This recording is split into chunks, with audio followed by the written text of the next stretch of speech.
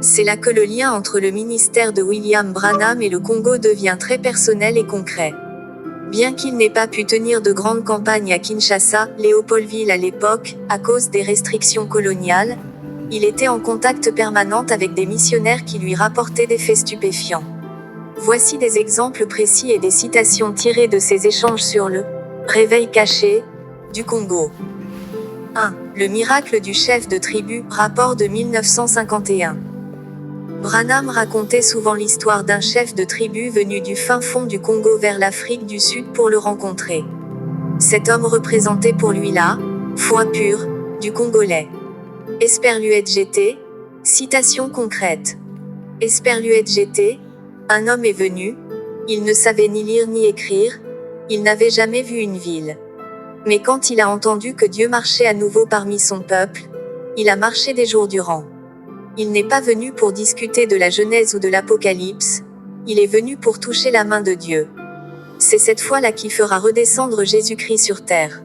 Esperluette GT, Sermon, la foi de l'Afrique, 1953. Esperluette GT. 2. Le rapport des missionnaires sur le Congo belge. Dans ses prédications de 1952, il cite les témoignages de missionnaires qui travaillaient dans les mines et les villages de l'Équateur et du Katanga.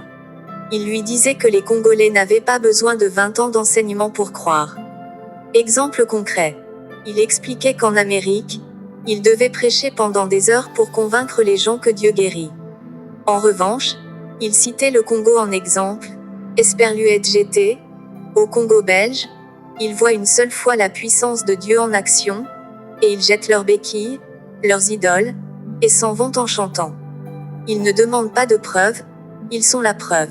Esperluette GT. 3. La prophétie du leadership spirituel, 1964. Vers la fin de sa vie, Branham a été encore plus explicite sur le fait que l'Occident, USA, Europe, avait rejeté le message, et que le flambeau passait aux mains des Africains, avec le Congo comme épicentre. Esperluette GT, citation clé sur l'avenir. Esperluette GT, je vous le dis, le jour viendra où les missionnaires partiront d'Afrique pour venir évangéliser l'Amérique apostate. La lumière est en train de se déplacer. Les derniers seront les premiers. Esperluette GT, Sermon, la lumière du soir, 1964. Esperluette GT. Tableau de comparaison. La foi congolaise. Selon Branham, aspect, la foi en Occident, USA, la foi au Congo, Afrique. Approche, intellectuelle et sceptique, simple et immédiate, ressources, s'appuie sur l'argent et les hôpitaux, s'appuie sur le Dieu vivant. Résultat, peu de miracles, beaucoup de doutes, manifestations surnaturelles de masse, destinée, jugement pour avoir rejeté la lumière, réception de la lumière du soir. 4. L'impact des ressources naturelles, le diamant de Dieu. Il utilisait souvent l'analogie du diamant brut pour parler des croyants congolais. Il disait que le diamant doit passer par une pression énorme sous la terre pour devenir pur.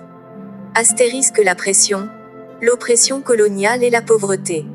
Astérisque le résultat, une église, époux, au Congo qui est plus pure que n'importe quelle organisation religieuse mondiale. Esperluette GT, citation finale. Esperluette GT, Dieu ne cherche pas des gens instruits dans des universités de cuir. Il cherche des diamants dans la boue du Congo qui reflèteront sa gloire. Esperluette GT. Souhaitez-vous que je vérifie si William Branham a mentionné des noms spécifiques de villes ou de régions du Congo, comme le Katanga ou l'Équateur, dans ses carnets de voyage ou ses lettres privées?